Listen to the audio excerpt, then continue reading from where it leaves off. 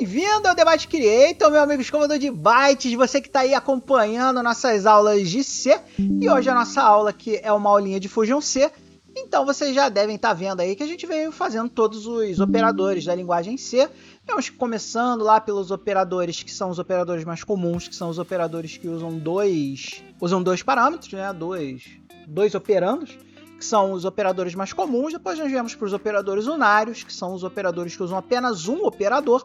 E hoje nós vamos falar sobre uma característica muito interessante da linguagem C, que é uma das raríssimas linguagens que tem esse operador, que é o operador ternário, meu amiguinho escovador de bytes. A linguagem C, e consequentemente o Fusion C que deriva dela, tem um terrível operador ternário que costuma gerar muita confusão na cabeça aí da galera que programa em C, que programa em Fusion C, e qualquer linguagem derivada do C, com sintaxe derivada do C, que é o famigerado, o ilegível operador ternário.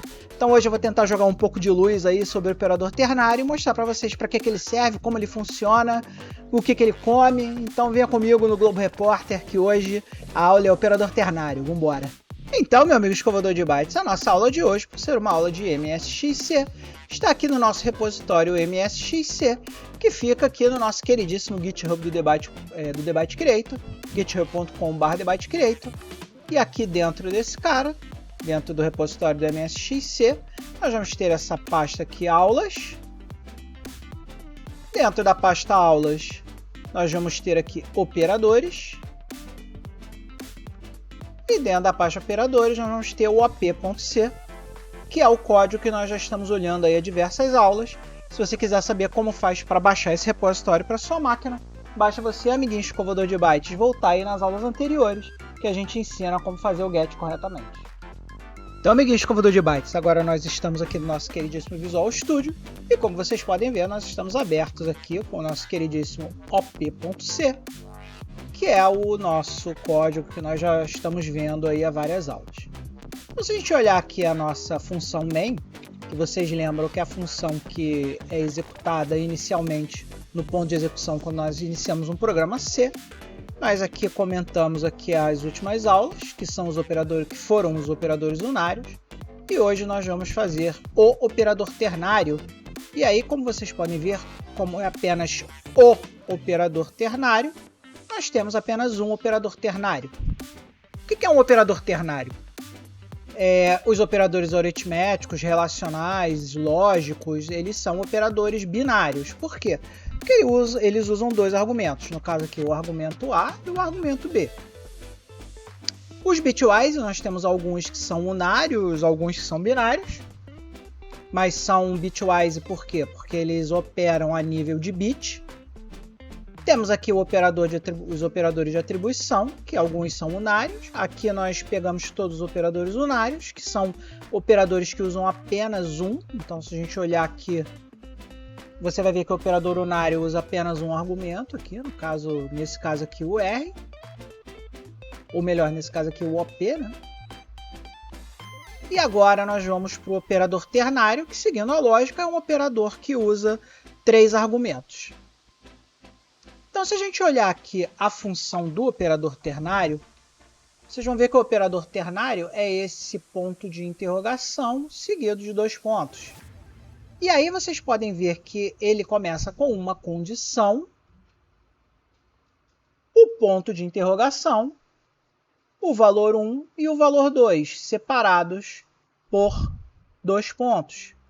Então, este cara aqui é o primeiro operador, este cara aqui é o segundo operador e esse cara aqui é o terceiro operador. Por isso, um operador ternário. E aí, amiguinho escovador de bytes, muita gente chama o operador ternário da linguagem C como if inline ou if na linha. E é um operador que gera aí muita controvérsia entre os desenvolvedores, né?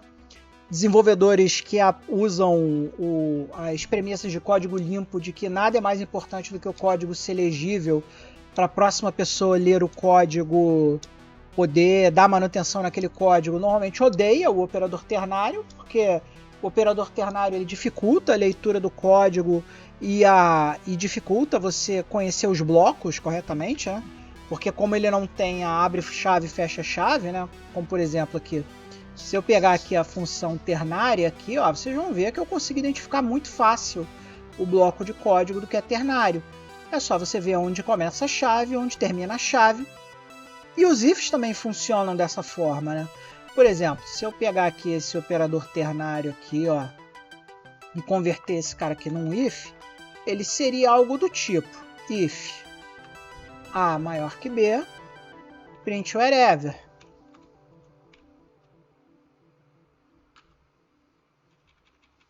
Print A maior que B.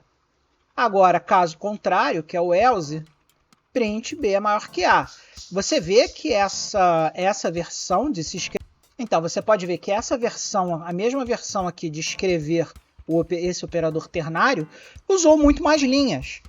Entretanto, ele é muito mais fácil de você entender, né?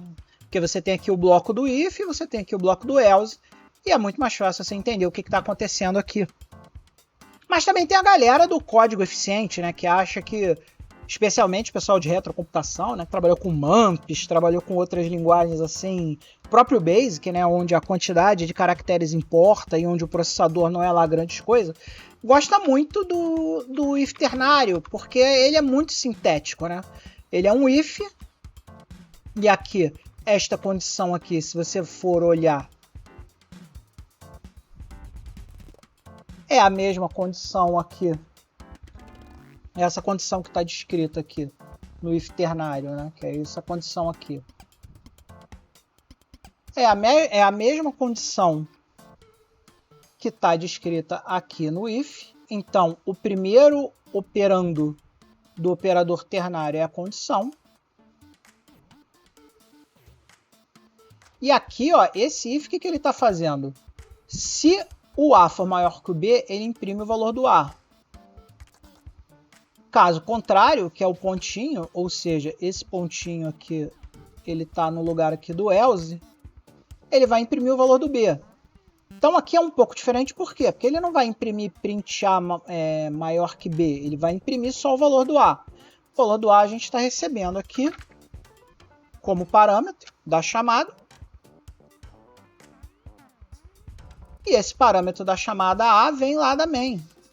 Então, por exemplo, como nós temos aqui A igual a 10 e B igual a 5, como é que aquele operador ternário vai se comportar lá quando a gente chamar o ternário?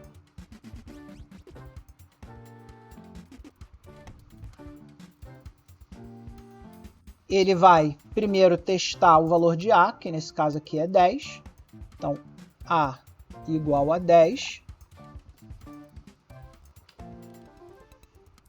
E aí ele vai testar se o A é maior que o B. Nesse caso, o B vale 5. Então, como o A é maior que B nesse nosso teste, vocês vão ver que ele vai imprimir A, ou seja, ele vai imprimir 10 na tela lá na saída do computador. Se o contrário fosse, né, ele iria imprimir o B. Se, por exemplo, se aqui na nossa condição aqui fosse o contrário, né, por exemplo, se a gente colocasse aqui if A menor que B, imprima A. Caso contrário, imprima B. Nesse caso, o A é maior que o B. Como o A é maior que o B, essa condição aqui, essa queridíssima condição aqui, retornaria falso. Como ela retorna falso, ela vai para depois dos dois pontos, que é o else, que é o B. E aí, nesse caso, ele imprimiria lá na telinha do MSX, ele imprimiria 5. Então, vamos apagar isso aqui. Vamos salvar nosso código.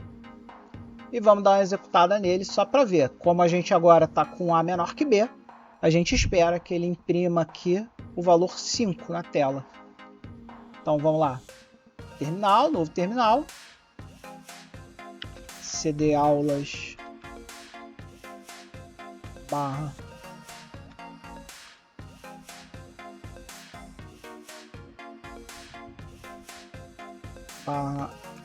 operadores ponto barra make para executar o nosso script. Chamou aqui o nosso simulador.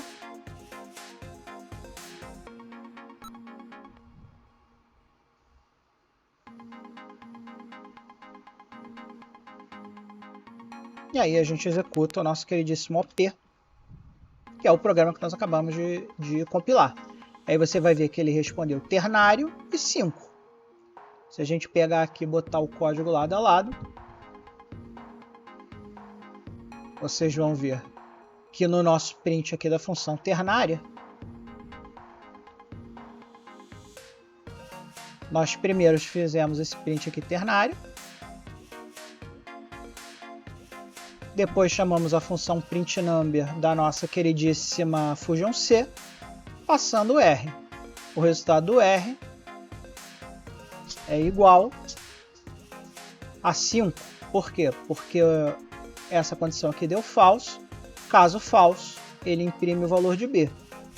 E o valor de B vem daqui, da nossa função main, e é igual a 5.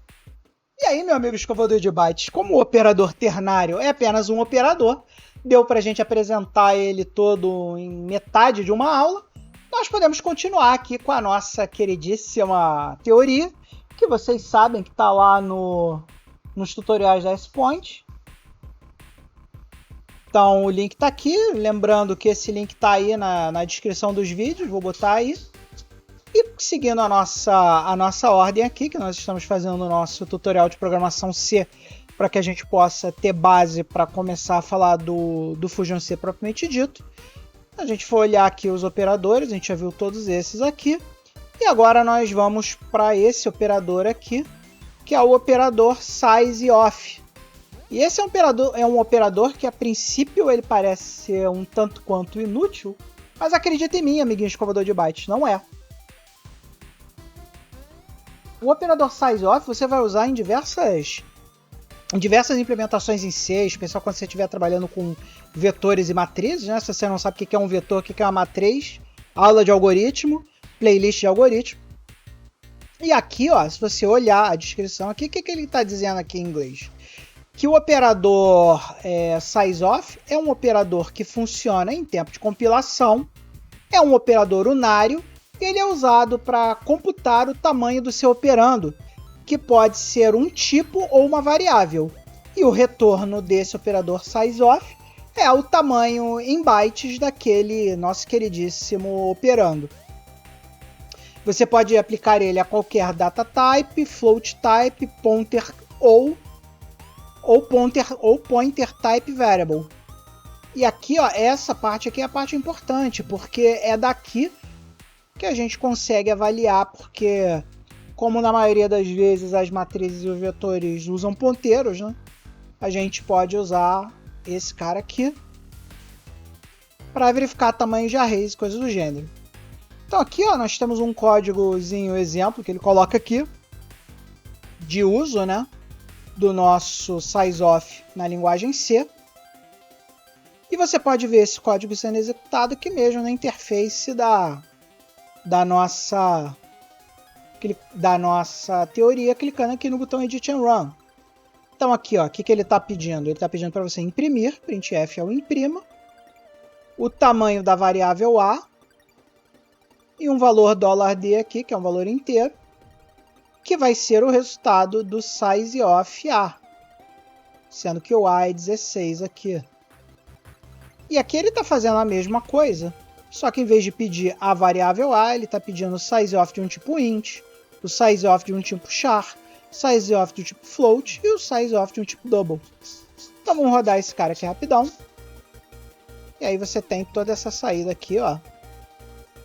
E aí ele está dizendo que o tamanho da variável A é 4, que o tamanho do datatype int é 4, que o tamanho do tipo char é 1, que o tamanho do tipo float é 4, que o tamanho do double é 8.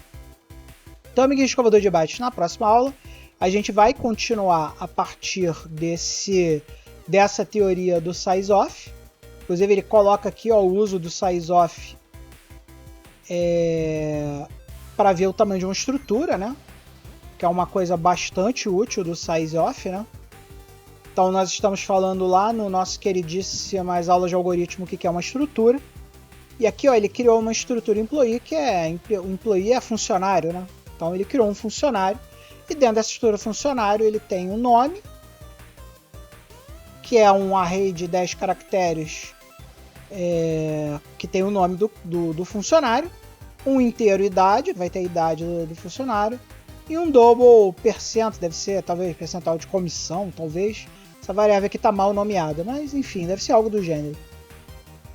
E aí ele aqui instancia uma variável E1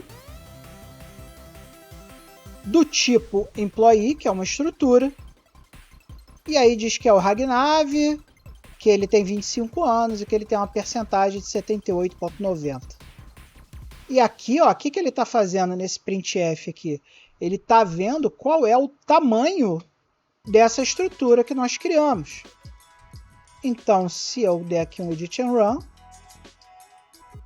ele vai dizer que o tamanho dessa estrutura é de 24 bytes. Por quê? Porque ele pegou todos esses tipos aqui e somou, né? E chegou a esse valor. Então vocês podem ver que é um exemplo muito bacana do uso do sizeof, pegando aí o tamanho de uma estrutura para a gente saber. Quando a gente cria uma variável de uma estrutura, a gente pode saber qual o tamanho que essa variável vai ficar. Aqui, aquele exemplo que eu falei, de usando o sizeof para pegar o tamanho de um array, ou o array aqui é um vetor, e aqui ele cria um array, e aqui ele diz o tamanho do array. Então, se a gente executar esse cara,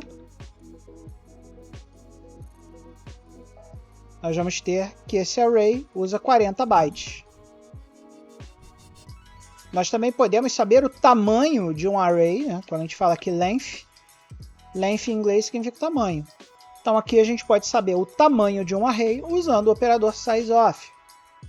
Lembrando que a gente tem a strlen, que é uma função especializada, que serve para a gente pegar quantos caracteres tem dentro de um string, né? Mas quando o array não é uma string, a gente consegue pegar o tamanho, dividir o tamanho pelo número, pelo tipo, né? Pelo tamanho do tipo, chegar à quantidade. E aqui, ó, vamos explicar esse código aqui um pouquinho melhor, amiguinho escovador de baixo, para você entender. Vocês lembram lá que o tamanho do nosso queridíssimo inteiro é 4, né?